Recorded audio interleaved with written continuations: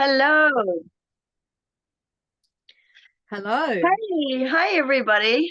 Welcome, Poppy Joy. How are you today? You've had an interesting wee while to talk about with us today since the last time we saw Yes, you. yes, I have Okay. discovered much and been liberated of much. So thank We'll you. get into that. Thank you. I'm also enjoying the new moon energy, just sort of coming out of a bit of a dark cave. If any of you felt like that you were sort of in that dark moon, and it felt like a lot was stirring under there, and now it's emerging. Um, I would say to some of the men listening, welcome to menstruation, because that's what it's like when you go into a nice sort of reflective time where maybe some emotions are bubbling up, and then you sort of get to face some things and then emerge back out at the end of a period of time. So that's it's pretty much like menstruation. Um, we're going to put out our prayer for today's conversation and let you know what it's about. And again, this is Poppy Joy and Marie Freeman's perspective, and it's just all we can do is share our truths, and really open to hearing from you. If you've got anything that you might feel to share, you're welcome to share with me about the topic. And the topic today that we've come to choose is entity attachments, and how to release ourselves from any of these attachments. What are they? How does it happen? And how can we liberate ourselves? So, just a little topic, but we'll just put out a prayer that today only the highest and best truth from my experience, from Poppy's experience, and from our souls that will come through today. So, uh, I welcome the flow again. Stick with us. Grab a coffee or a drink and settle in, and see if this resonates. Take what resonates and let go the rest. But yeah, that's my prayer, that today this is very understandable for you, and really helpful, to empower you to remember that you're not a victim at all in Yep. this world, and that once we have the tools in our toolbox, we really get our power back online, and able to really strengthen our auric field, and really remain sovereign, so that even in the eye of the hurricane and all the chaos of the world, we can come back and feel really securely anchored into Mother Earth and our source. And really, that's just what we want you to do, is to practice feeling safe and being safe, and knowing that if you're not feeling safe, that there's people you can talk to in ways that you can strengthen, um, and that actually a trigger of not feeling safe is actually directing you in towards finding tools to make you feel safe again. So that's what my wish is for you.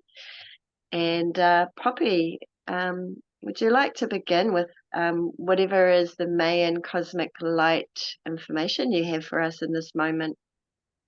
What's coming through? Oh, I would really love to because we're actually almost at the end of the Zolkin, which is a 9-month period, and it's getting very, very intense. And this is a time where we can really become enlightened and break through. But right now, at this now moment, we're in the energy of 11 Serpent. And this is a gateway energy of true and organic alignment energetically, sensually, and sexually healthy and connected to the unified field of all time at all once. And when we are connected to that unified field of all time at all once, then we are free from time traps. Um, so 2 days ago, the day wave started in 9 night. And this is actually a very deep and dreamy meditative time where we can focus on Mother Earth's dream. And well, you might even notice that things feel a little bit more natural, surreal, dreamy, drifty, but in a in an awaking time, like in a day phase where you're still quite active. And so this is about ending old harmful cycles and beginning cycles of natural cyclic abundance gained from the heightened perspective of eagle, because that eagle Trecina is where this took place. The illusion of time has been held in place by connecting the concept, that's the idea, the psychological operation of time, to the planet Saturn through astrology. So this came through a series of movements that were really part of taking our consciousness away from nature. And Cronus, that's like the Greek god who was assigned to Saturn and is the cannibalistic god who ate his own children. But he did this to claim dominion over humanity so that he would govern, he would be in charge. And if you do look at astrology, you realize that Saturn is very harsh and cruel and punitive and very much about duality and good and bad in that sense. And the only way out is through the sun. Which is the portal where energetic light codes are sent from the heart of Father Sky for our growth and developments. So it got labeled as time, probably because it's connected to a calendar and like time, this is a concept. But it got labeled as time, which is not accurate, and that can be confusing. Timelines, people talk about timelines a lot, and it was actually a phrase that really got coined a lot through Facebook. It's been with us for quite a long time, and it actually has quite a stronghold, I find. I feel it. That's my intuition. That's my senses. So timelines are agendas that potentially lead people to an outcome. Being now and out of the artificial time construct is a natural life flow of connection with source, as a source, you as a source of energy made of Earth's matter and filled with Father Sky's light. So I used to call it true time, what was coming from the cosmic axis, but it is the photonic light of now in each moment that transcends the trappings of the Saturnian time construct. So it's almost like stepping outside of time, being away from time, which you can do in nature, because there aren't schedules and plans and all of that. We're not constantly attached to things that are going to make us work harder, prove ourselves more and compete even more, which is the energy of the constructs of the Gregorian and Roman calendars. Okay, so this places us outside of time to exist in a unified field that is of the mother, the father, and you, their beloved child, made through them, of them, and with you as one. Nature is taking over what was hers all along. All that has been usurped in this time-constraining mind trap, and we are with the stay wave by being with nature. We become more and more with her, like coming home to where we always belonged. All who usurped her, degraded her, polluted her, are in a forced state of retreat now. This is actually what I'm feeling in the whole field. And enough of us have detached from the false contract and connected with nature again. So this is what's really making it happen. And then about the 20th or 21st of August, that's when this whole Zokan completes in the energy of 13 Sun. And through the Sun, we become one. The Sun takes the Christ energy. So 13 Sun, the day of the Zolkin, on the final day of a day wave. So quicken light frequencies from the sun, enlighten our minds with absolute love and truth as we consciously connect. So let's celebrate our growth, our courage to endure the challenges that come in uprising light frequencies, so incredibly enhanced by the solar maximum. This brilliant and intelligent universe exists always as our consciousness is drawn to the light of awareness. And of course, this is my intuitive perspective of the ninth wave true time, light codes actually of the sacred Mayan calendar. And it's in connection with Mother Earth and Father Sky. So yeah, this is an incredibly enlightening time, light in the mind, which changes our mind. And our belief systems are radically changing, especially for me, as these entities that were attached to my id, my natural survival instinct, are being cleared away. And we'll talk about that a little bit soon. But I'm going to hand you back to Marie to talk more about entity, this whole entity world, and her take on that. Thanks, Marie. Well, Poppy, I love hearing your intuitive expression, and I just want to, for anybody that isn't on your channel already, but to, because that's a lot, and I get really excited trying to take it all in. But you've also got that written on your Facebook at the moment, and you've got your video, haven't you? So where Yeah. can people find that if they want to slow it down and kind of really absorb what you just really are sharing Okay, right so now? there's YouTube, and the handle is at Mayan Missions, MAYANMISSIONS. There's Substack, and that's at Mayan Missions. And then there is also Facebook as well. Yeah, Yeah, yeah. cool. Under Because I Poppy think Joy. beautiful.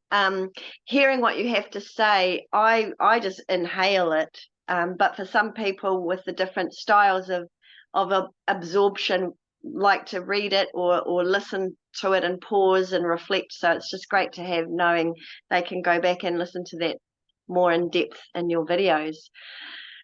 Um, okay, so okay, guys, this is truly a lifelong mission for me, which I'm realizing now. I was, and maybe you were, many of you were, that kid that was possibly the freaky one, that would say the things about ghosts or dead grandma talking to me, or just having lots of intuition on, yeah. And so that, like, I'm so excited now that I've got people like Poppy and you all to talk to, because I realize now that this conversation has definitely persecuted a lot of people in the past, and it's had so much misunderstanding, and even we don't have the truth.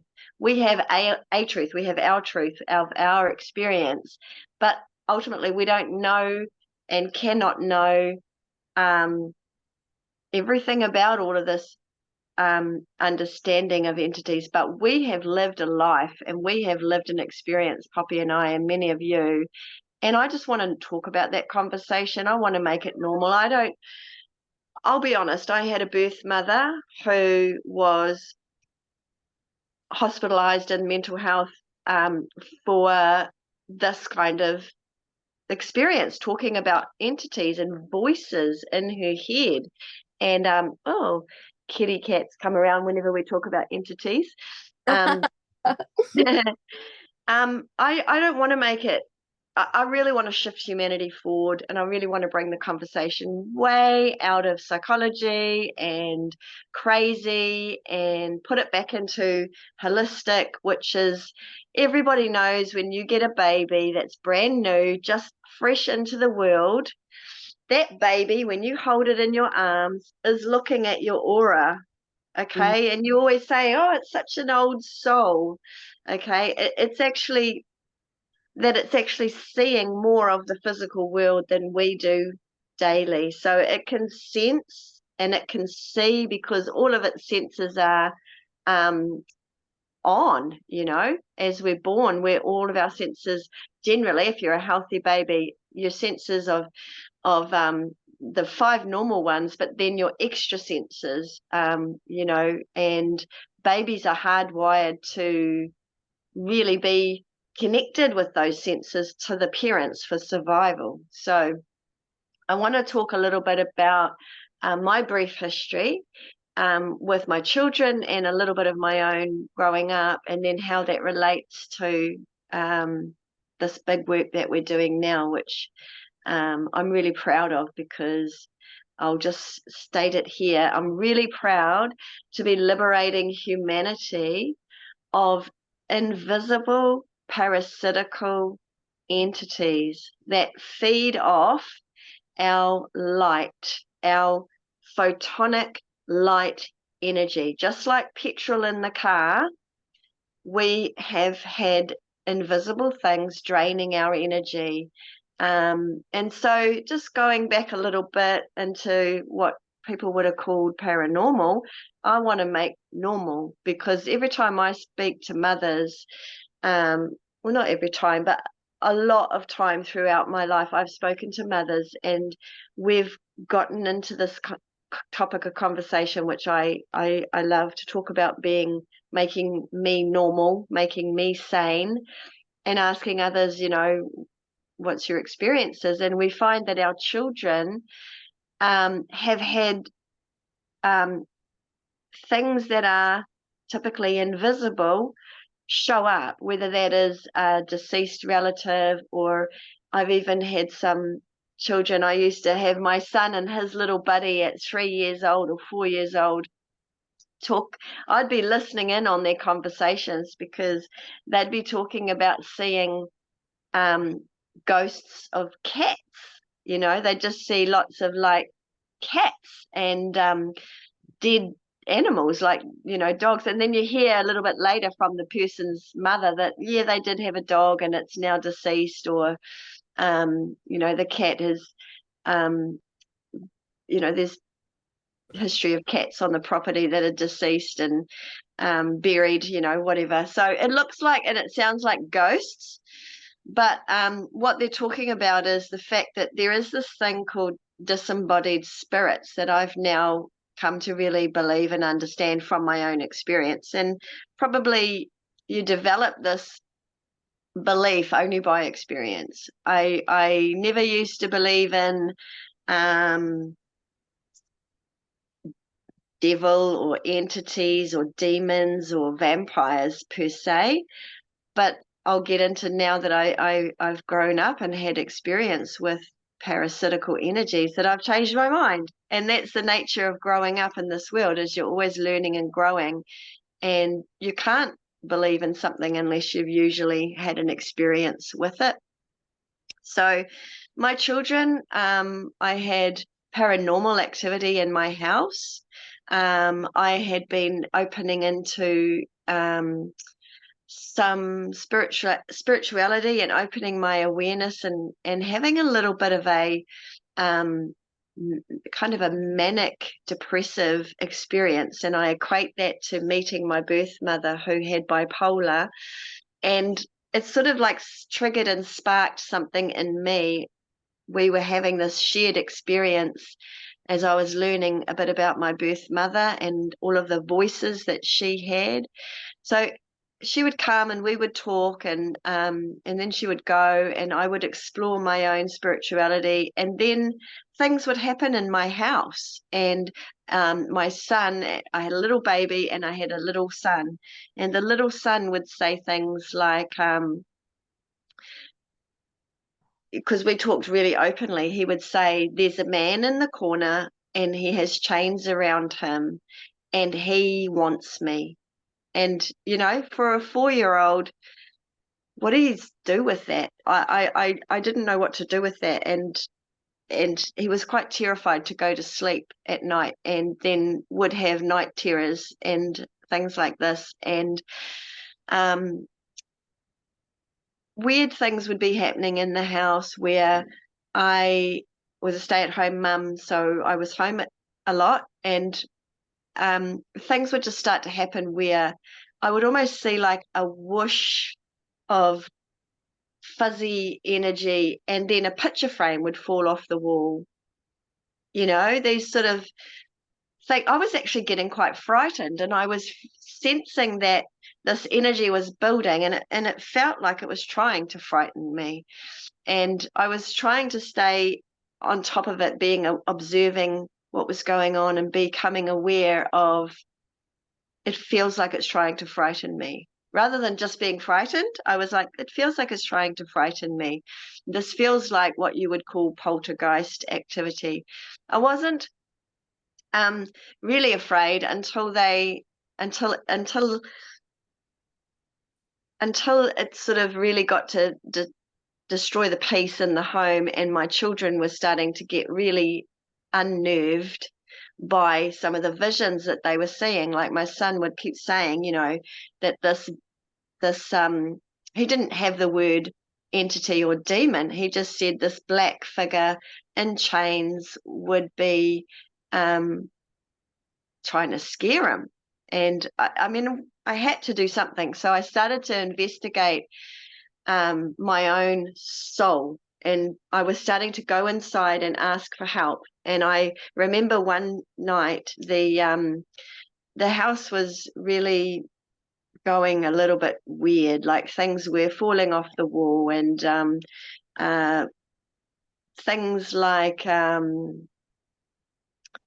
just lights going on and off. It sounds just like your typical paranormal movie, but this was happening, and I just had enough. I thought I don't know where this has come from. I don't know what to do, but all I can do is follow my guidance, which was to go inside, and I put out a prayer. And I wasn't a religious person. I'm not a religious person, but I was having these children were getting really interrupted. Like my husband said, he came in one night to soothe my daughter that was crying, and she was levitating off her cot, just about that far, but it blew his brain, and he was just like, what? And on the one hand, he got a fright, but on the other hand, he also got into bed, and he said, it sounds really crazy, but I feel like when I went into the room, I saw my mother holding the baby and put her back down. And that's why it looked like she was levitating, and then she went back down. And so on the one hand, we had paranormal activity going on in the house, but then we had my husband's deceased mother coming around. And it was almost as if the mother was like a protector in that unseen space. And so she was actually trying to soothe the children. Okay, and it was all going, am I going crazy? But then the husband saw it, and he's not into this stuff, so something's going on. And so yeah, I put out the prayer that night when things were whooshing around and things were falling off and lights were going on and everything. And I said, oh my God, if you are real, please help me. Please calm my children. Please keep my house safe. Please, please, please, please come and just help my children and get rid of all this craziness, and however else that prayer went out. And if you do that for me, I will really believe in you, Jesus. And I swear that was the prayer, because I was like, I was tired. I hadn't had much sleep. I was still breastfeeding. Crazy, crazy shit was happening. And it went calm. Like in that split second, it was like so quiet and so still. And I literally went, thank you. And that was my reconnection, if you like, with this energy of source, that I'd asked for help. I said I would believe in you if you help me. And the whole place went still, and it remained still after that. And my children slept and I slept, and there was no more paranormal activity. And that was about 30 years ago. Yeah,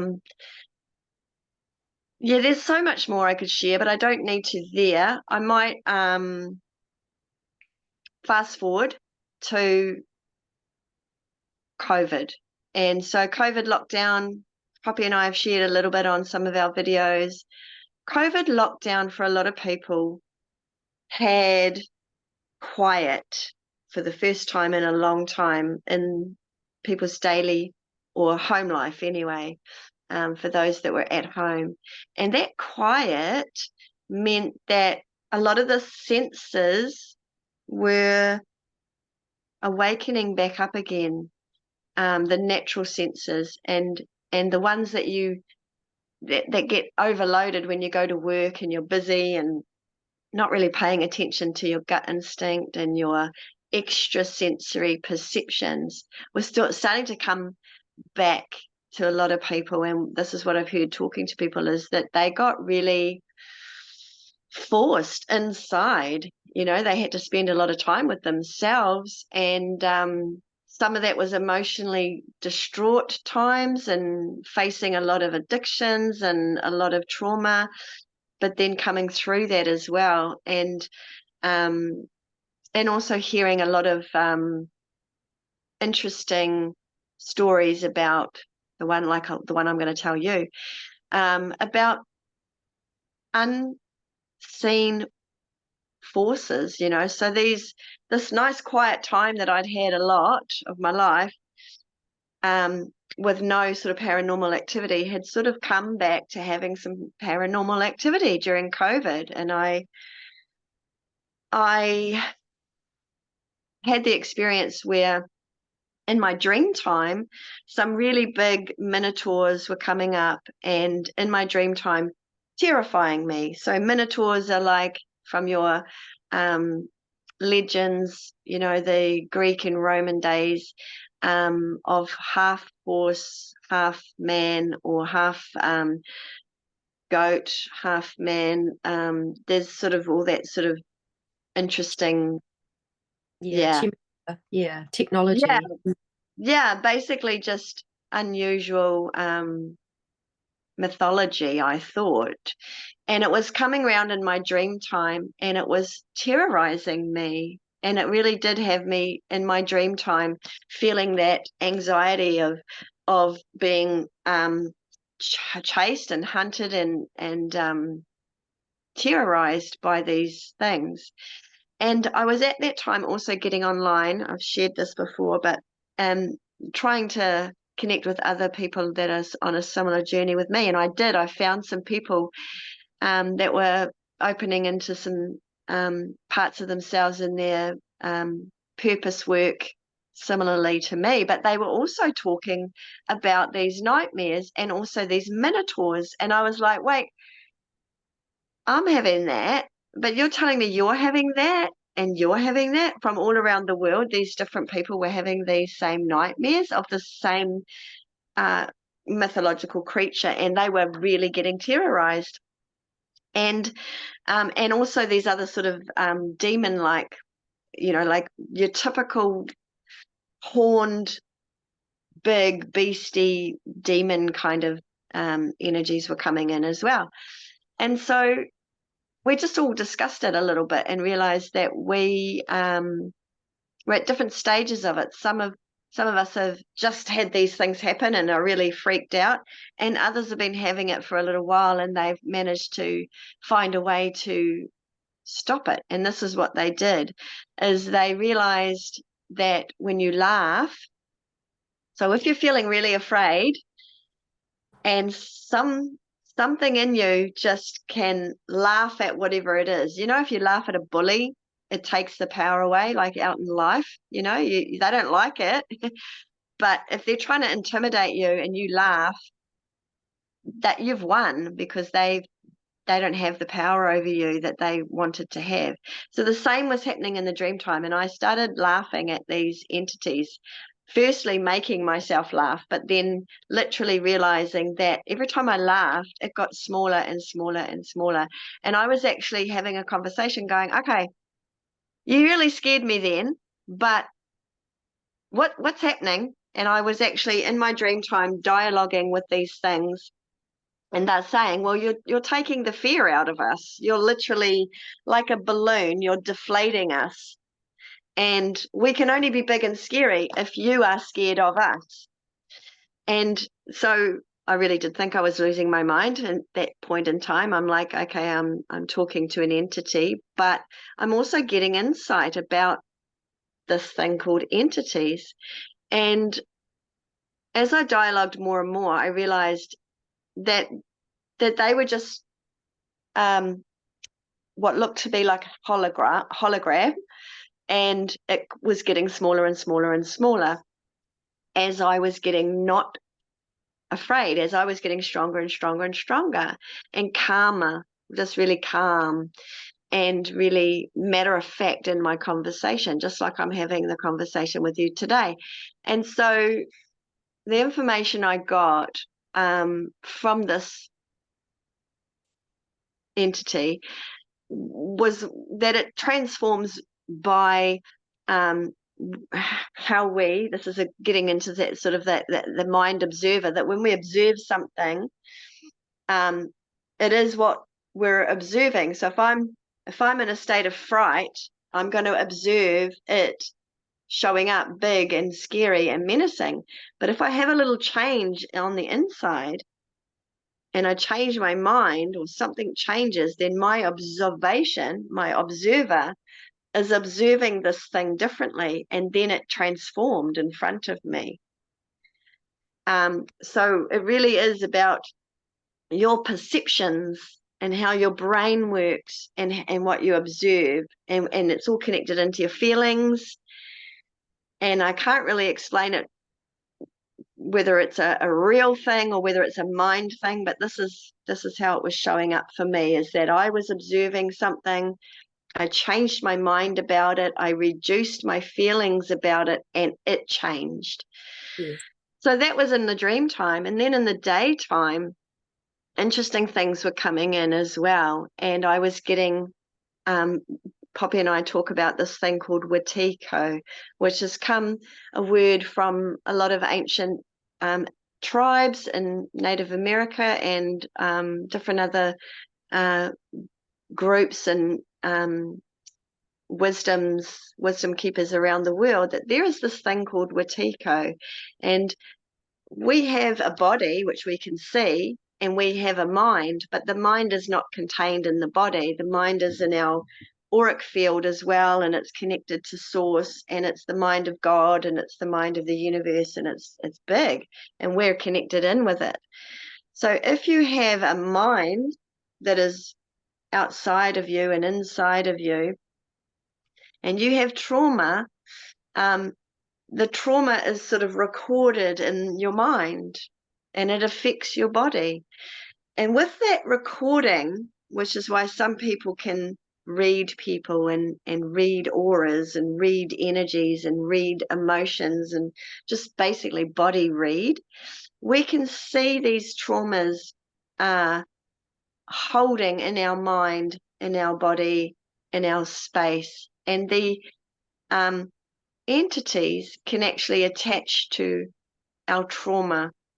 And so that's what I was starting to see, is that this thing was showing me that if I have a fear that traumatizes me, it can now sort of have an attachment to me.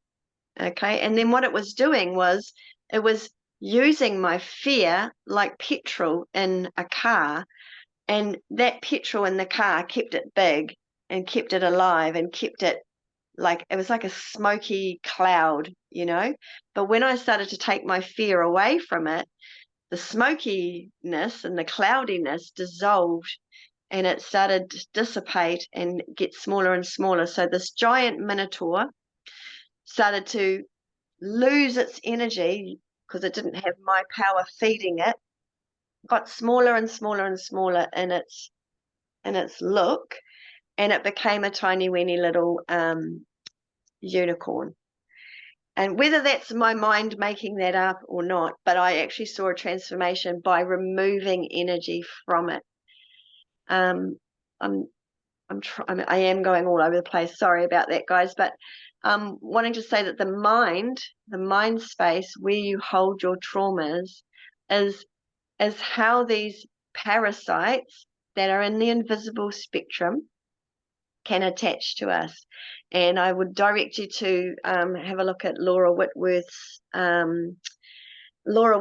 Soul Center Healing Hypnosis in the UK. She's got great videos on YouTube under Laura Whitworth, SCHH, and they talk about the invisible spectrum of light. So this invisible realm is actually not actually invisible. It's only invisible to us. Okay, animals can see it because they have different optical set up in their body, where they can see some infrared, and like I say, these babies that come into the world, they also too can see into this invisible realm, because their vision is uncensored. As we get older, we start to get told that these ghosts that children see aren't real. So then you start to tell yourself it's not real. So then you sort of might stop seeing them. But does that mean that they stop being there, or do they go into the sort of the invisible realm? So anyway, back to Watiko. I wanted to say that Watiko was starting to happen in the daytime for me. And that was where I would be thinking my normal thoughts, having my normal daily thoughts, and then get struck down with a real negative thought. And I realized that, or I didn't realize until after, but that I was spiraling down into my negative thoughts, into really suicidal places, and got really down during that lockdown where I wanted to take my life, and it would come and surprise me and give me a fright that I would be feeling those sorts of feelings. And it was frightening my husband, and my children didn't know, but it came upon going inside and asking my soul to help me for the explanation of what was happening, that the answers came. So my connection to source was still there. It hadn't gone anywhere. And so it was only that I was asking for guidance that I was getting answers, and the answers are there for all of us if we ask from source, from whatever you call that, your God source, the light of truth. And what was starting to come through was that this is a attachment, an entity, a Watiko, that had gotten into my mind space, attached to some of my lower traumas, and were just kind of reinforcing the thoughts. So my thoughts of ancient, like what I'd had in my life of suicidal tendencies, were now amping up, and they were becoming quite sort of overbearing thoughts and emotions, to the point where I was going to think about taking my life. And I really had to have a look at that again. I was starting to see that my soul was telling me that there is my thought, my emotion, but then there was this attachment to my trauma of those lower thoughts and lower feelings. And so that's where I really started to see, and I'd had this experience with the Minotaur, and I'd had this conversation, luckily, to bounce off other people. And I was really starting to sort of come into this sort of unseen reality, and have an experience and figure some things out about it. And it made me question all my thoughts in my life, thinking, well, if this is happening now, that this attachment is attached to my lowest thoughts and beliefs and feelings, has that always been happening in my life? And I just always assumed that they're my thoughts and my feelings and my beliefs. And when I go down in my diet, and I'm running low on energy, and my immunity's down, and I get down into these down places, and I have recurring depression, and I did have, and I had recurring suicidal ideologies. And so then I was really exploring and becoming really curious to see if I could talk to these things, because I was like, well, they'll know how they are attaching to me and why they're attaching to me. If I can talk to them like I've just talked to the Minotaur, then I might get some information. So I started having dialogue. And again, I know this sounds crazy, but this is what was happening. And intuitively, I knew it was possible, and I knew it was true, and I knew it was important for me to do. So I just started calling in any attachments that were bugging me and really interrupting my peace, and just asking, what do you want to tell me?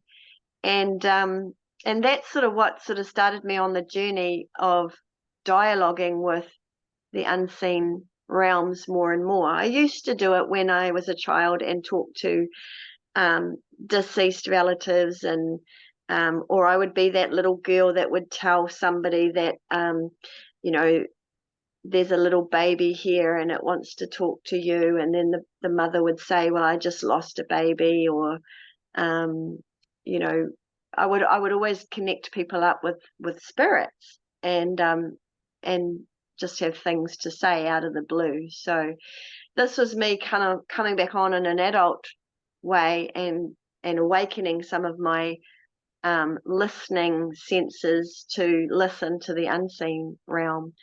I sort of launched into this and told you a bit about that, but I also wanted to make it that sounds a little bit in those sort of crazy realms.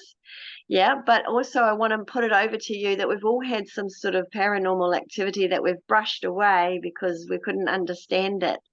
And I also want to say, in the realms of what we're going to discuss about the parasitical nature, that in the world you have trees and forest and animals and nature itself in harmony works very symbiotically. And in the forest, you'll see beautiful trees, and they'll have quite oftentimes vines that are sharing the energy and the life force of their own and of each other. So you'll have vines that are, growing up around trees.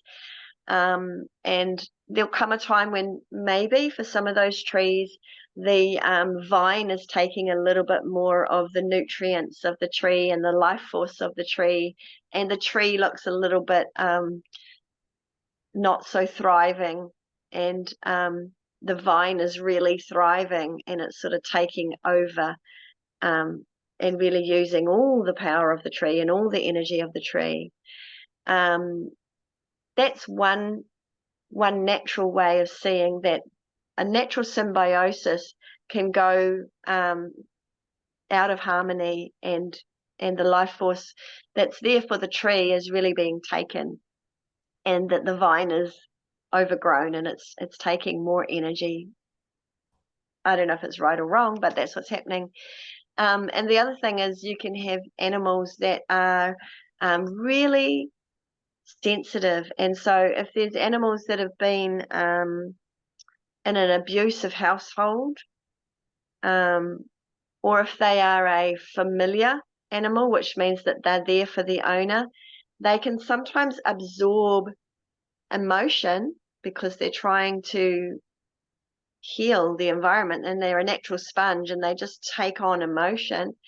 But sometimes the animals can get attached, and there could be spirits that attach to these animals, and the nature of that animal starts to change.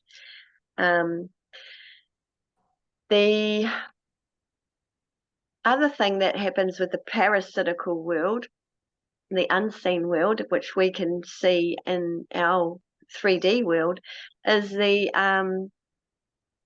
things that live in our body. The viruses and the worms and parasites that come from poor diet or low emotional states, like unworthiness and grief and self-loathing and self-hatred and self-blame, and anything that really takes your self-love down. When you start to think of yourself and feel about yourself in a low way, then the decay starts to take place in the body, and the body is then feasted upon. Just like if you left out fruit, the ants would come along because there's a source of food, and they would eat up all the fruit. Everything is kind of feasting off of something else in nature. Even in the circle of life, you've got animals that will feed off another species for food to live. So in the unseen world and in the micro world, we need microscopes to see down into that parasitical world, but there's a whole universe going on. I know Poppy can speak a little bit about that as well from experience that all of us have these parasites, all of us have worms. It's a really big deal in this diet that we have, this modern diet that is feeding extra sugars and extra fats and all sorts of toxins, that we're creating these rubbish dumps inside us. And then to add on to it our emotional state and any watiko that's attached to our mental state and our emotional state, making us feel even lower down in our frequency or our vibration, that now this kind of body is can be overrun with parasites. And there's lots of protocols out there that you might know of, and you might do a few of them yourself. But what we're going to get into is the protocols to help with the invisible realm that we call entities, demons, vampires. But I just wanted to say that there's parasites in us that we can't see, and there's also parasites outside of us that we can't see. And it's really still just nature, because the parasites outside of us are still wanting a source of food. Just like the parasites within us are using us as a source of food and what we're eating as a source of food and energy, the invisible realms are also looking for a source of food to maintain their presence. They don't have a body, so they need to maintain a energetic field, and that requires energy. And where do they get that energy from? Every living thing, including us. So I'll come back to a little bit more in a moment, but I'll just hand over to Poppy, and from your experience of what I've said about my childhood and children and being able to see the invisible realm. Before we get into what we've been doing recently, is there anything you want to add into with your wisdom of the unseen parasitical realm? Yes, because as you were talking, of course, you reminded me of my childhood.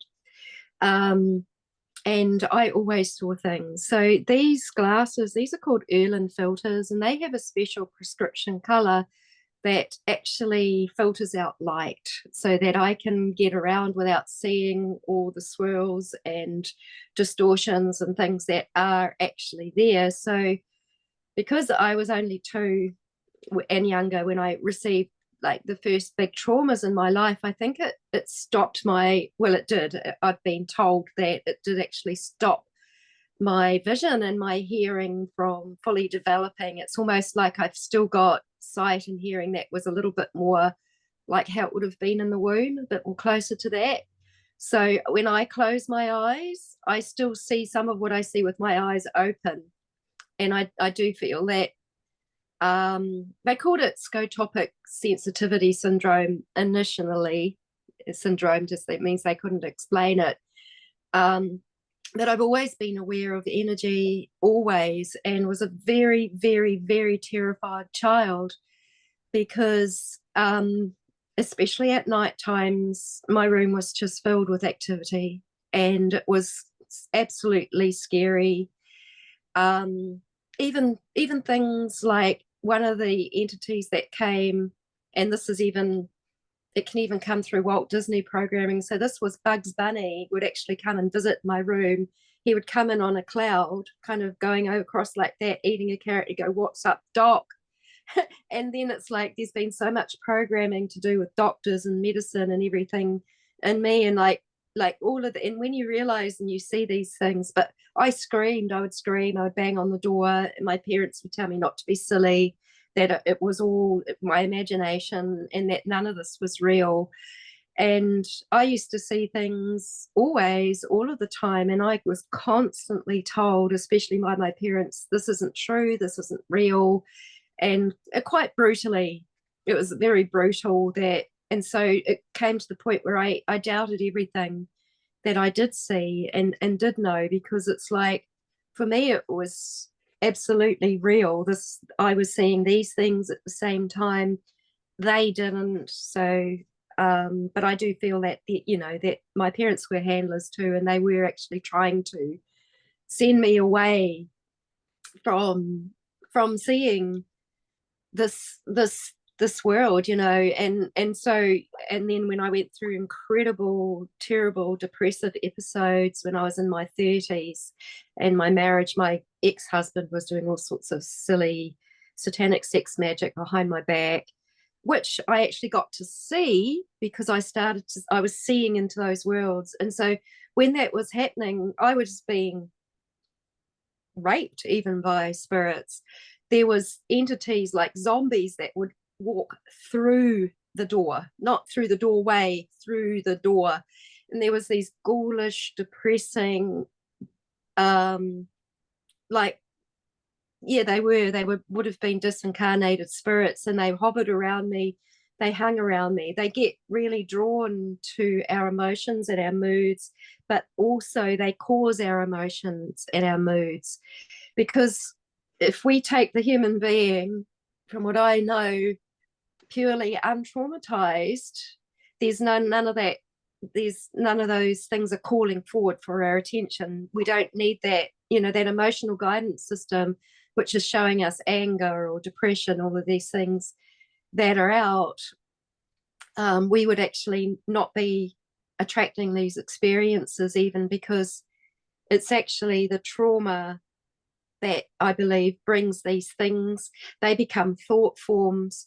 Thought forms become real. So thoughts become things. And this is the creative aspect of humanity. So humanity are quite different. We're different from the animals, and why the powers that want to be have been so interested in us is that they've actually wanted to take our co-creative abilities.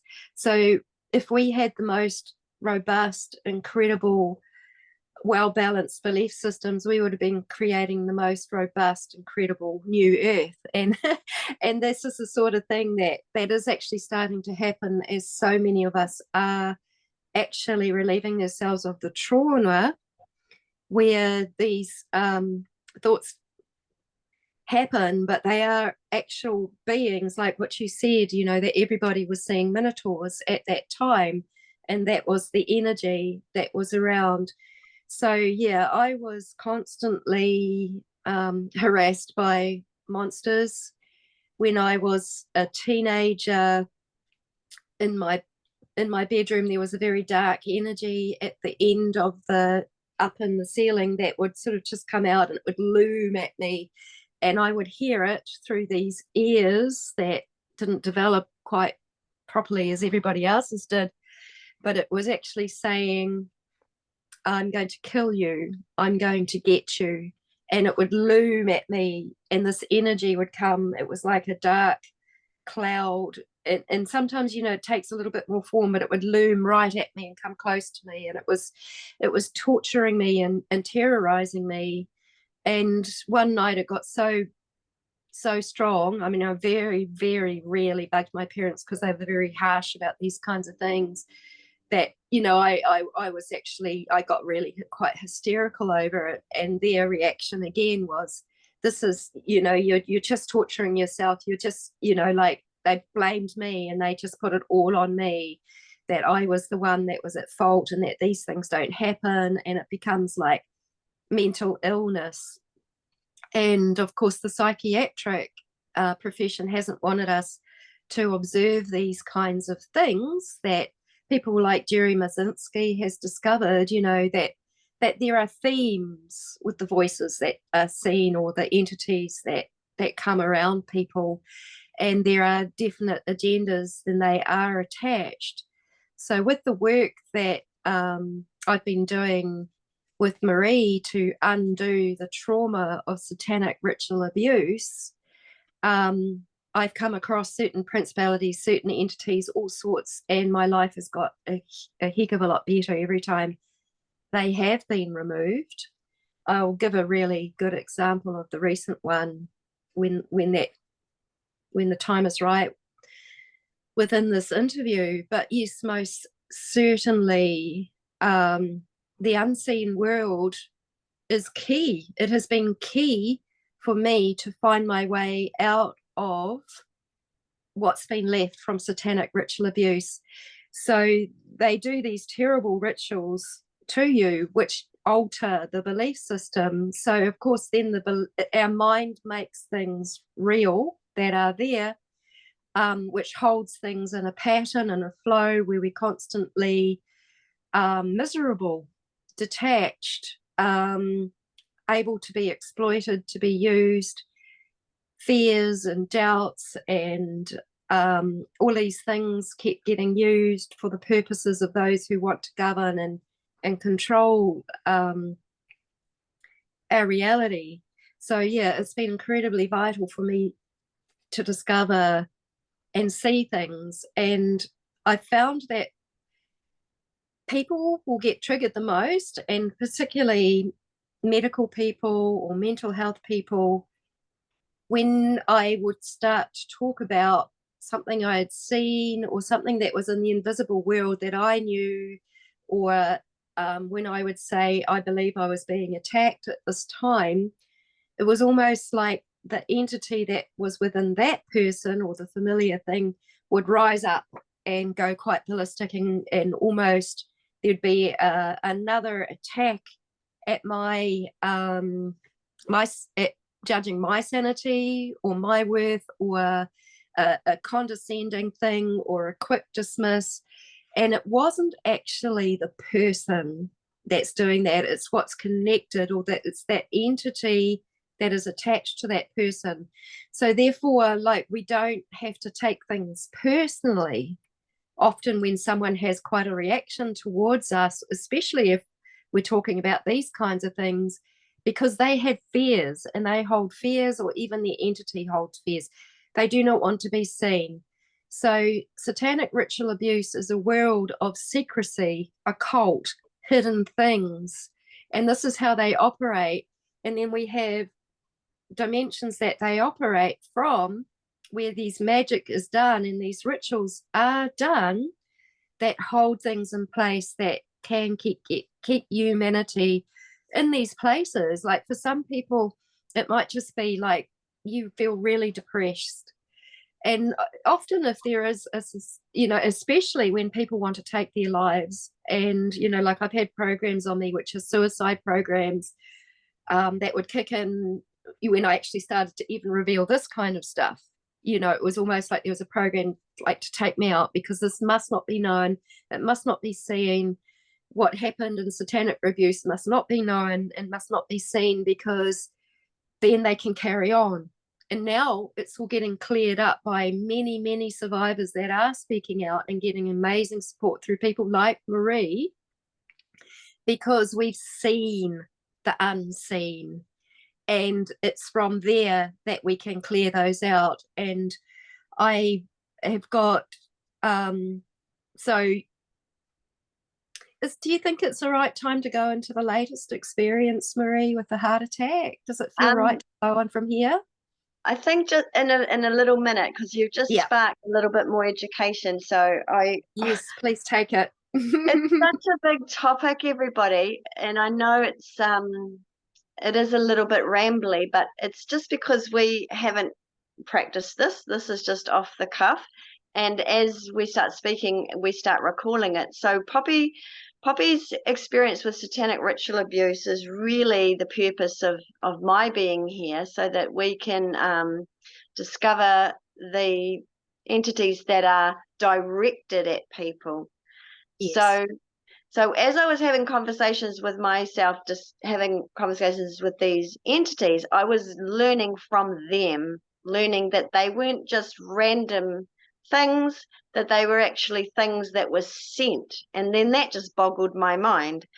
But I'd just like to take you back a step to that psychic child and the nature of history a little bit, real fast forward, fast rewind back to where we've come from, that whole unseen world being labeled by religion as occult, whereas some of the healers and some of the shamans and some of the natural wisdom keepers it's still within the realm of occult because it says unseen, but the I wouldn't definitely call the work that I do occult work, not at all, because the occult for me is a devilish practice. It is to use the natural forces of our abilities, our psychic abilities, our intuitive abilities. They're not even anything special. They're human abilities of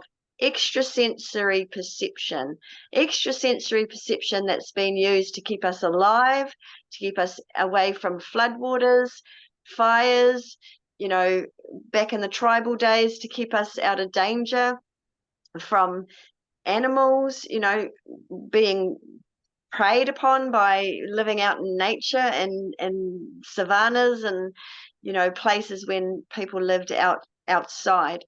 And so that's where our extrasensory perceptions came from. They came from being a human in the world with nature.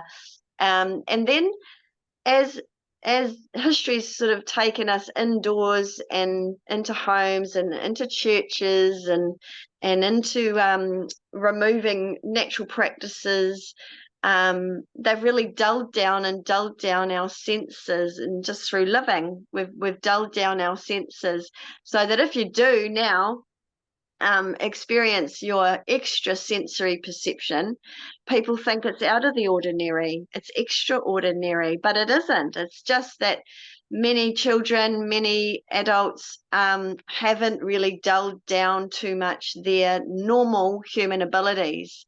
And that's what's really helping us, is having these normal abilities. I don't even like using the word psychic, but that's the term, that these special abilities that we tune into can help us by understanding, again, where history has taken the has taken this and used it negatively against us. So there would be the practices of the Freemasons and the darker witchcraft and the those that chose to use powers and connections to spirit world and invisible world against us, against people, okay, and keep things secretive and keep things locked into secret societies, and that has even been through the whole religious sector. So Yeah. behind the scenes, you've got the front of house religion, and then you've got the back of house satanic cults, and using occultic practices of contacting, just like I did. I had a contact with an entity. Okay, but I didn't go and use it to harm somebody or harm myself, or try to take on it as harnessing this power and this life force to do harm. But what's been happening is, over the eons of man's time on Earth, they have taken these natural extrasensory perceptions of humanity and harnessed it. So that's where that's taken on educating young children and removing children into these secret societies and growing up these young warlocks and these you know extra dimensional capable children to going forward into even modern espionage and war, and you know, taking the psychic Russian children and into the CIA and all these kinds of things, like the movies Men Who Stare at Goats and all of these. They're very much true. These experiences of manipulating children right into the education system, and targeting the children with these extra special senses to go on missions and sort of connect with these entities, and do bad things. Okay, but on the other side of that, the children that are choosing to do and use their extrasensory perceptions for the good of humanity and for the love of society and the love of connection and community, these forces that have sort of decided that they want to control populations and they want to control humanity and create this sort of lower class of human that end up just becoming sort of a slave to run the planet, to keep the planet operational, the workers.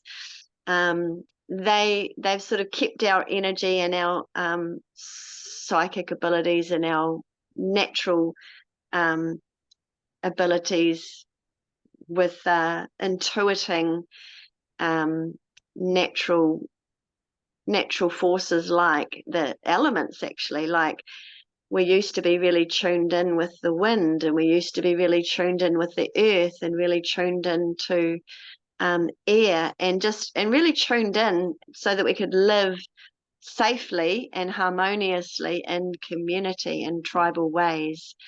So the education system, the religious systems that have taken occult knowledge, that have distorted the use of communing with the invisible realm, have weaponized it, and really that's when you get powers, people that have gone into occults and cults, CULT, and practiced the dark arts of this occult energy system, and really learned over thousands and thousands and I don't know, millions maybe of years, I don't know, of how to use this energy against people, against the earth, against animals. It's horrific to think of how it's been used. But the beautiful Jessie Jabota, she is a survivor whistleblower of the secret societies of the Masonic and Great White Brotherhood secret societies that have been running the world. We're talking heavily in bed with the CIA, FBI, all of the secret services around the world, KGB, British intelligence, they've all, NASA, they've all got elements, of taking from the history of the past, that hidden knowledge, and bringing it into this control society where they are cleverly, systematically mind controlling you, and also sending these energies. So now when my boy was talking about this demon in his bedroom that was in chains, we've now discovered that there is this class of entity called demon, and they are a massive description of entities that are a lower, just like you have the animal kingdom, and we don't know all the kinds of animals on the planet, just like you go into the deep ocean, and we haven't even begun to discover all the creatures that are under the ocean. Neither have we discovered all of the unseen creatures, entities, thought forms, and it's too big to understand, which is why we're trying to give some context to, like, you don't have to understand this, you don't have to believe it, but we're speaking from experience that many of us on the planet have had paranormal activity and dealings with satanic ritual abuse, where those that have been using this secret occult knowledge have been able to harness entities. Just like you'd have a dog on a leash, you're able to take some entity that is a invisible realm entity and put it to work and make it work for you, and send it to people, like children, like Poppy experienced. You just reminded me, Poppy, and this sounds outrageous, but I remember being raped by entities. And I'll tell you what was going on for me personally at that time. I was in a marriage that was really falling apart, and I was not experiencing the loving feeling in any intimacy. There was no intimacy there, and my body was actually craving intimacy in a loving nature. And I was, again, I thought it was all my own feelings of embarrassment and shame that I would be craving sexual, sexual sex and experience of a loving sexual intimate relationship that I wasn't getting from my first marriage, I'll say. And um and because that was a wound and I was harboring heartache about this marriage, this loveless marriage and intimate free marriage, um I do believe I became a magnet, and I was attracting some entities that could come into my lower base chakras and violate me, because I had sort of been a beacon. My pain and my trauma became a magnet that attracted something that actually feasted off of my pain and my trauma. And I remember experiencing the rape as well, and Yeah. just being complete. And then hearing it from another friend's mother, that I just thought, people think she's crazy, so I'm not ever going to talk about it. And I've heard of it multiple times in the last 30 years that other people have discussed this paranormal activity. Another one that people talk about is the paralysis. Yes. Oh my gosh. And I mean, we're not here to explain how these things happen. We're just saying they do happen, and they're more common than you know.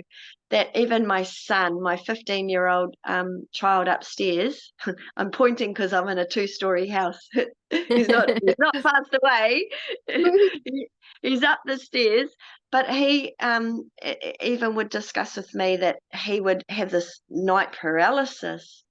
Yeah. And we would often talk about the fact that he could see out in the hallway these things called watches. So this is right up into right now. These children, even still are seeing these invisible entities quite visibly, or they're perceiving it.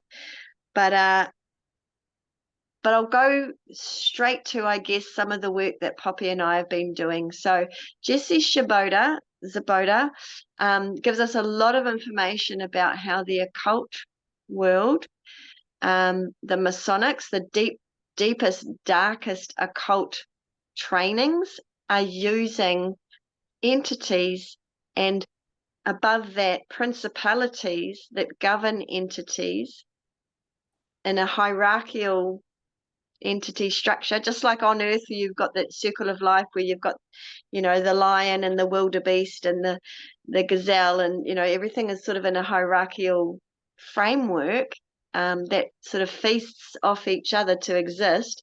So does this sort of invisible realm we're discovering. And Mm. these who would have ever believed it, but there's these principalities that are here on earth, and Jesse shares a lot of their names. Some of the names you may have heard are Baal, Baphomet, Azrael, Leviathan. There's 9 principalities that are kind of around this globe or this earth, and that are kind of have decided to make it theirs, and they govern below them more entities that attach to some of our world leaders, and some of our, actually anybody and everything can be attached to, and they manipulate the human by this Wetiko. Initially they come in where somebody that might have a propensity to do harmful things towards humanity can be manipulated, especially hurt people. So people with trauma already, which is why the satanic ritual abuse is designed as a system to keep children and adults in trauma, then they can come in and use the fractured mind that is fractured through trauma as all these cracks in the aura and in the mind that they can attach an entity to. And then it's just a little bit like, we talked about those worms in the gut. When you have parasites in your human body, it actually affects your behavior. It affects your mood. It affects your,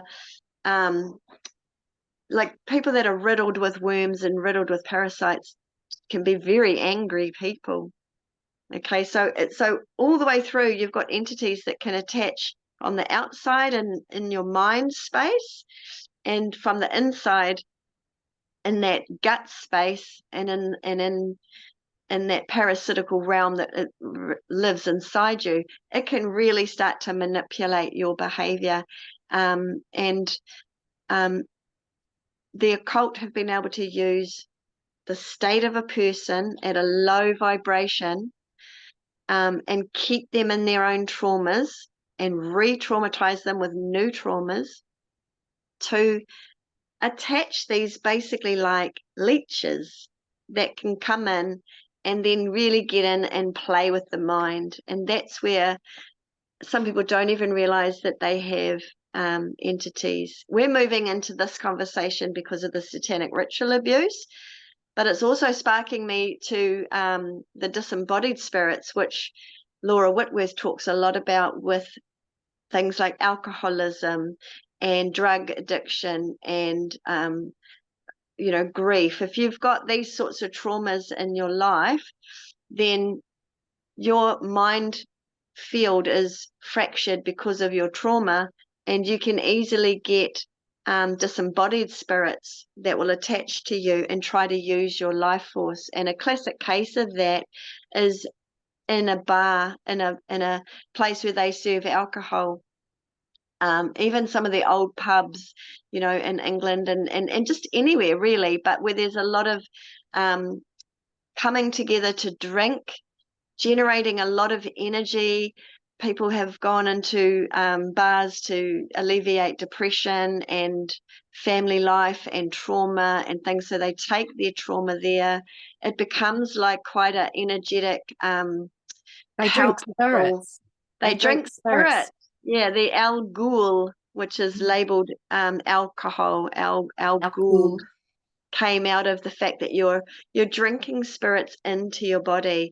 Same at places that have a lot of drug use, a lot of party drug use. Anywhere there's a lot of energy of the same sort of thing, it does actually attract these entities that have come from this lifetime or other generations of and other lives. you can actually see it, like if you've got a picture of, say, your child's graduation or something, and you'll see them all in their suits and that there'll be orbs all through the photo. And those orbs, when you can actually sometimes zoom up on them, sometimes you can even see little beings in them. So they do come around just like that, as you said. Yeah. So it's all about magnetic. It's all about this body of light. And then when this body of light gets trauma, the light gets covered up, and that shadow becomes an energetic trauma which covers your light, and that is sort of radiating a vibration of trauma. So you've got your sadness, you've got your abuse if you've suffered abuse, or you've got your reasons for your alcohol addiction or your drug addiction or your any kind of trauma, a grief, a loss, feeling unworthy, having heartbreak, any kind of addiction. Your light is now covered with a frequency of vibration, that is emanating like a beacon. And so these people that may have previously lost their life through alcohol addiction or traumatic experiences like murder or a car crash or things like this. These are common, and Laura Whitworth talks a lot about that, how these disembodied spirits can be attached to you as well. But we, specifically Poppy and I, our work is moving into releasing entities that have been sent to you. So in the spirit world, there's going to be disembodied spirits that find their way to you. I can help you release them as well, because they just want a life force. They want to hang out with other alcoholics. They want to hang out with other people that have a similar trauma to them. So they just kind of, well, they can be sent as well, but they find you because you are vibrating at a magnetic resonance, at a vibration that attracts them. Just like in how we would say sharks supposedly can smell blood in the ocean, like we're just a vibration that is emanating and radiating a pulse and a detectable light or shade, a frequency that will attract disembodied spirits.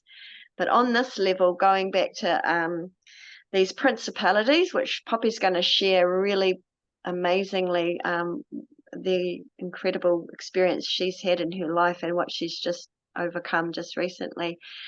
So there is these hierarchical principalities that I never used to believe in. This was all in the realms of religion to me. There was God and Lucifer, and that was a religious thing, and I had nothing to do with it because I wasn't religious.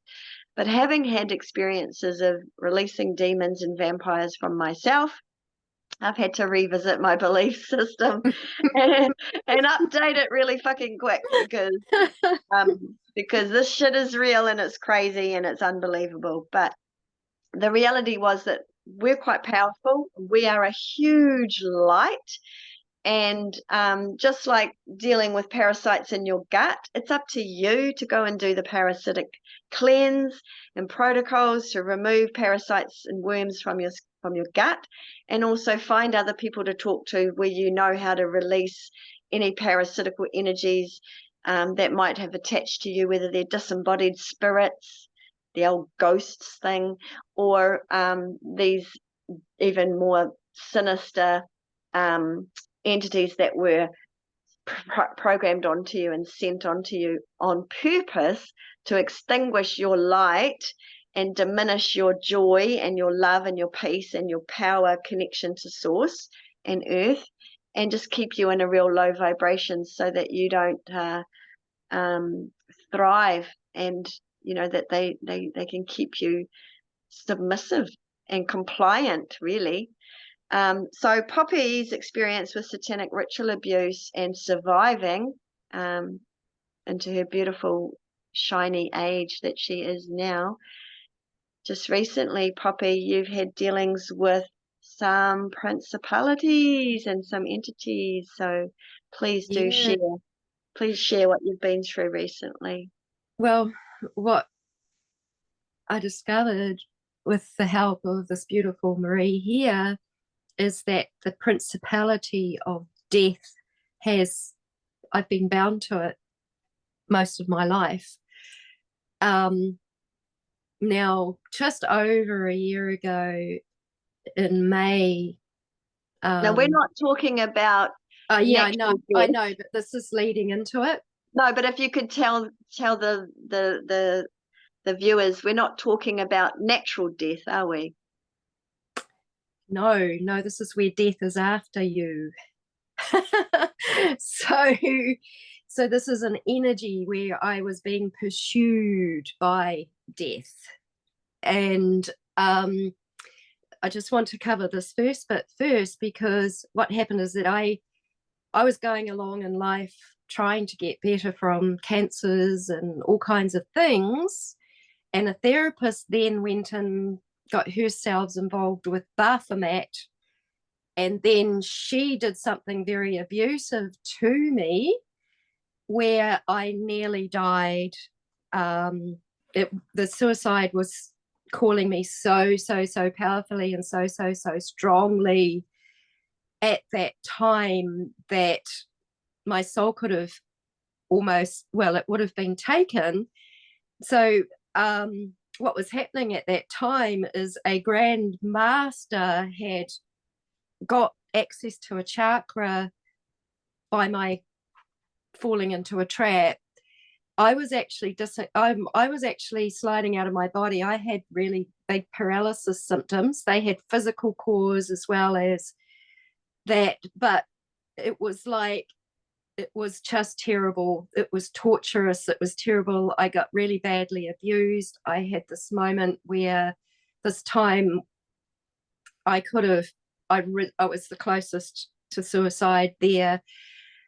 That came up. So this is like the energy was on me, but and then part, I mean, why I want to say this is that I called up someone I'd call an earth angel at the time, and she did a good cleanup on me of these entities and everything, and she could see these things where they were coming from, and I could see where they were coming from.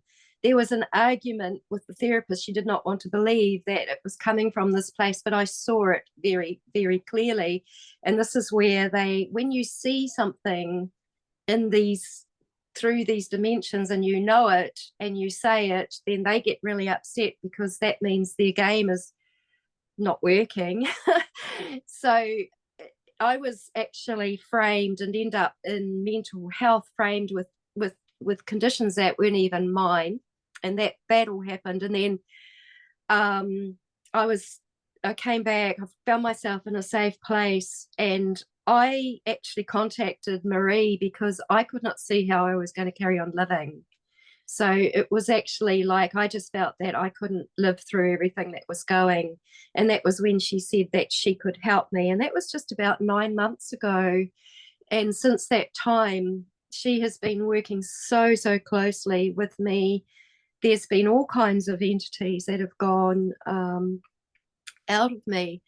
But what we discovered was that this one was with me. So just about 2 weeks ago, I let my guard down for one night. I felt attacked. Marie had a sense that something was going to happen, and she said to me, "Are you okay, Poppy?" And I was like, "Yeah, I'm okay. I'm having trouble with my blood pressure though." And I went away, and I was trying to get it all sorted, and just lying with the earth and trying to be close with nature, just breathing and trying to get it all sorted. And I really, really felt that I was being attacked. And I went and I came to Marie. I said, "Marie, I'm being attacked." And it was amazing because we worked through fears, because the fears were about, I had to call an ambulance, and the fears were about going to hospital. I have had near death in hospitals, all sorts. But so I went through all of that, and then I actually started to have a heart attack, and I ended up calling the ambulance and being taken to hospital, where I actually got to face a lot of the MK Ultra trauma in a better way. But that in itself, okay, so that's the heart attack, that's relating, that's where death was creeping up, trying to creep up again. Now, before I went to have an angiogram so they could see what was going on with my heart, a woman had a fall and she broke her hip, and she was screaming and screaming and screaming on the floor. And this is all before I had my angiogram. I was quite thrown out. The surgeon sort of said the complications and things that could happen, that some of that went into my psyche. I got damaged. I got a big hematoma. I've still got all the bruising coming out, and that was all massively uncomfortable. I came back home. Fortunately, my landlady is a nurse, and she was just keeping an eye. She just had feelings about this arm, and she kept an eye on it. And then a big red track started to go up my arm, which would have turned into septicemia, which again was death. It was another opportunity where death was like, but it got intercepted. And it was just like, I was starting to feel this hellish feeling around me. And I'm like, because I'm asking what the heck's going on. Even though I thought, right, I've got through the heart attack, I've got through everything, a part of me still didn't feel quite right. And I just kept this in my awareness, I suppose. And then the I felt like this hellish state for a couple of days, and I ended up talking to Marie, and she said, I think we really need to look at death as a principality. And at the very instant that she said that, I was instantly remembering the memory where, as a very small, like I looked about the size of a toddler, I was bound with a rope to a dead body that was in a coffin, a man. I could feel the And a cold.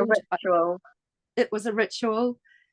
I felt the cold of that body, like I knew what that, and the smell, and there was no way that I could get, and I'm pretty sure they lowered down the lid of the coffin. I was left there for I don't know how long, but it was long enough for my consciousness, and remember, a toddler doesn't even know what death is at that age, really, but in that way, but I was there for long enough in my consciousness and having all of this sight, and would have been seeing the entity, all of that. I was being absolutely programmed that I was bound to death, that I would die, that death would come for me, that I could not get away from it, and that it was always following me. And it was almost like a stench in my nostrils all my life.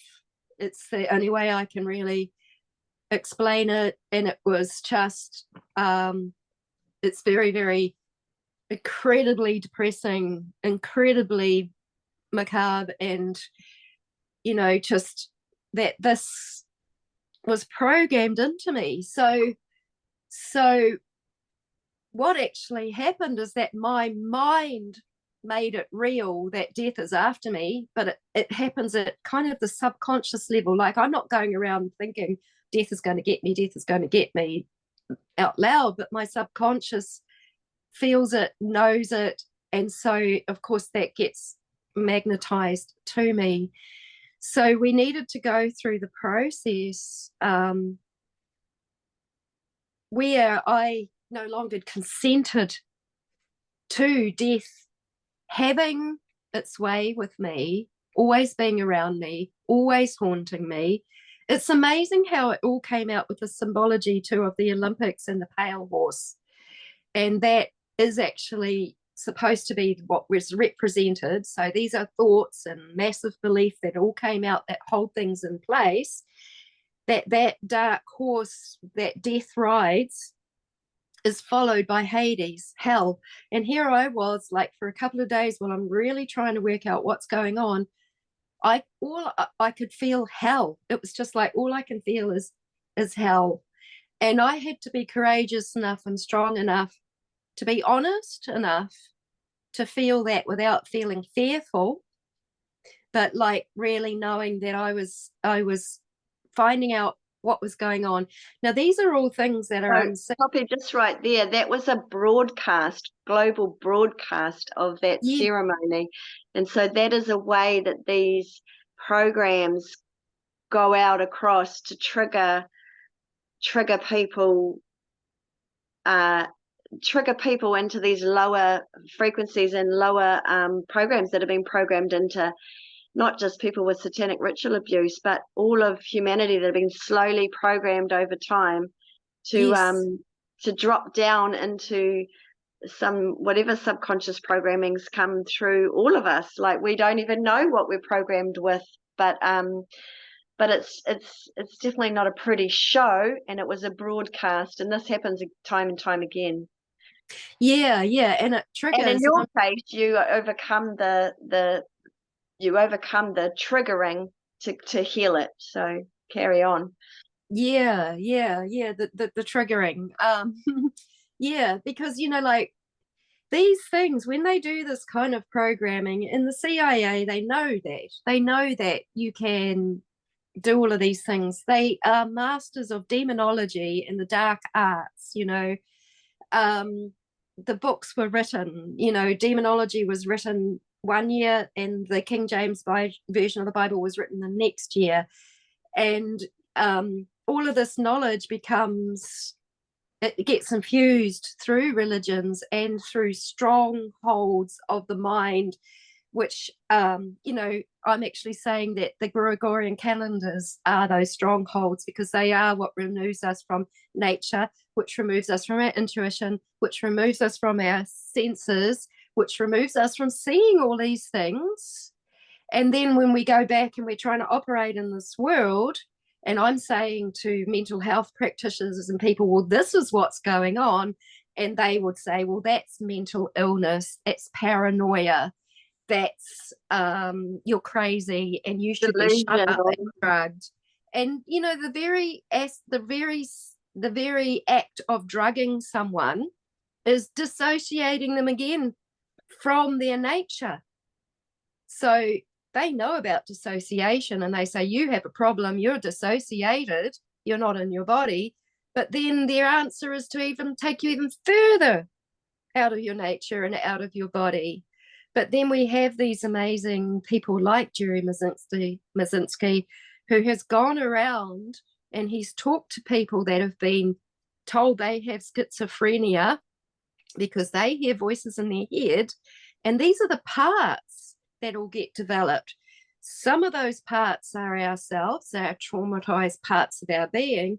Some of those parts were entities. Like for me, the 2-year-old ritual where the pregnant mother was killed and her dead spirit was put as a familiar entity in my body, it undermined me and sabotaged me and changed my thinking all my life. It became so familiar. Yet I was really little. I was a really little one. Like when oh my gosh, I just want to love that little girl back to life, because it was really, really, really just so distressing. Sorry, Well done, Poppy. I got caught there. I just went to No, her. Sorry. you're amazing. You brought in a little topic. I'll just fill in for Yes, the please do. viewers. We've talked a little bit about it on other videos, but just exactly that. So satanic ritual abuse has had those that know how to manipulate entities and know about the spirit. So in a ritual, probably just to describe real quickly there, but what had happened was the mother that was sacrificed in front of her and the baby that was removed in a horrible ritual, as that screaming soul, that screaming mother that realized what was happening to her baby, left that body and let her body die and left as a traumatized soul, the occult and knowledge of how to trap souls brought that in and directed it through spells and through it's very, very dark arts to direct that into this gorgeous 2-year-old child that Yeah, was Poppy. So this soul, this disembodied spirit, didn't even have a chance to go up to the light, nor did the baby, and were trapped and funneled back into be a traumatized soul living and trying to exist in a little new body, which was Poppy's body. So yes, this sounds crazy. Yes, this is out of this world in belief, but this is what the occult and the dark witchery and the dark satanic practices have known and have used. And there's great ceremonies for allowing bodies to leave the body and enter back with source, and we have had ancient practices of celebrating how to assist souls to leave the body, but this is using even just natural ceremonies to invert and subvert and pervert and turn into this real occult use of these entities helping man to do these horrific things, which then attach entities to somebody else for yeah. more macabre reasons. And there's So been just so many. And this is the thing, is that in satanic ritual abuse, it's very, very, very hard for anybody to survive. And I think that a lot of the people are surviving because we are seeing into those into the unseen worlds. We have to see into the unseen worlds to see what's going on and be so absolutely honest with what it is. And it takes so much courage because people are going to argue with it because they don't see it and they don't know it. But it makes all the difference once the entities are dealt with and we're free from them. And it also just shows, you know, how powerful we are in that. Okay, so I had this death is following me, I'm bound to death thing programmed into my being. But when that's gone, you know, like the power of our co-creation is that, wow, how much I love my child, how much I love this world, how much I love you, how much that changes everything to actually create the most beautiful and loving things that we're coming into. So leaving the trauma behind leaves the entities behind, and leaves And us free to be ourselves in our own natural id, the id being our natural, instinctual, intuitive way of being. Except, you know, with it's not got an entity attached to it now that's actually hijacking our emotions and what we're going to do and how we're going to be. yeah, Poppy, that was an extraordinary experience. I know that that that I could probably fill in a little bit because I was involved Yes, with, please with do. Poppy's so back to Jessie Jaboda, who actually was breaking down that transmission of that global um Olympic broadcast, which had so many sort of occult symbols and spells in it. And if you didn't know it, you wouldn't know it. But so what was definitely broadcast was that death is coming, and it was coming for you.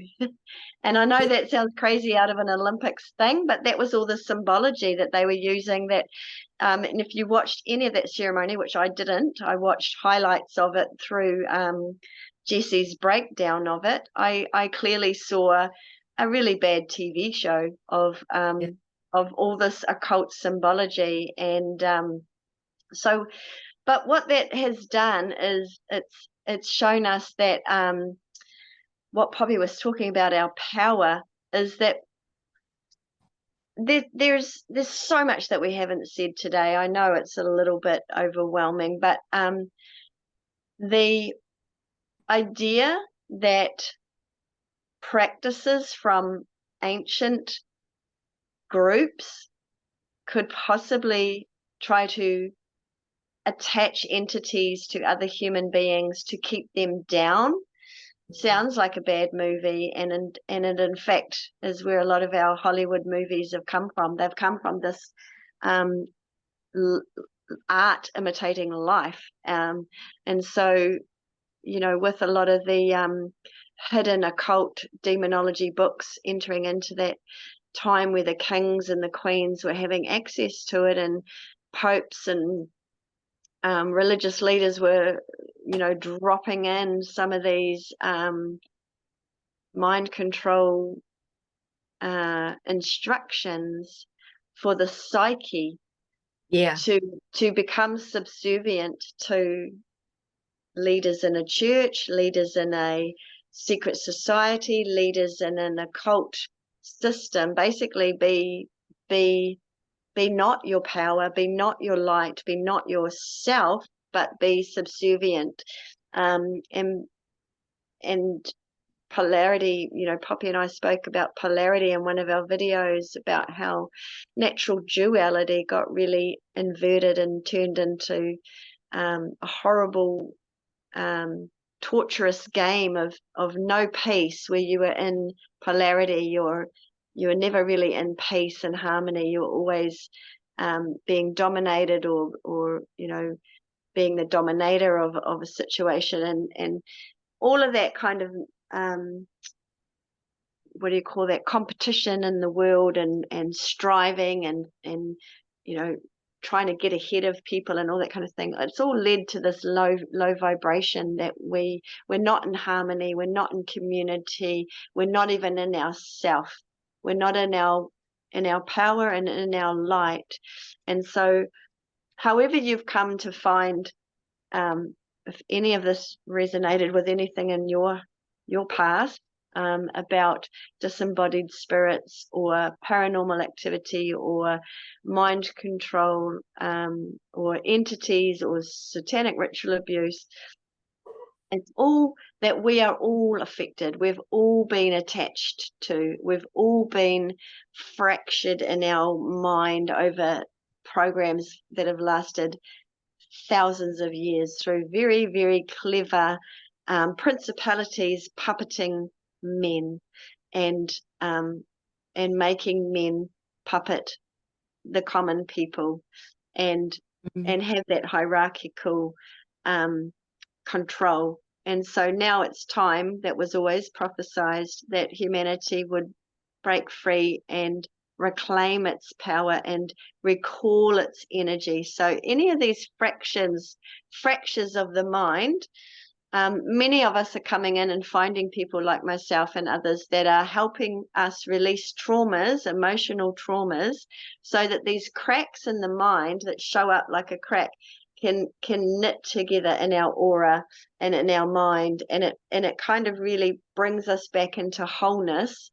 Not that we were ever not whole, just that there was this illusion wrapped over us through programming, through mind control, through broadcasting, through TV, through governments, through kings and queens and communities, churches, societies, all manner of programs, and then actual occult and cult practices that work through all of our churches, that are destroying the mind and giving you this false idea of yourself and taking you far, far away from the true id, your true essence, your true power.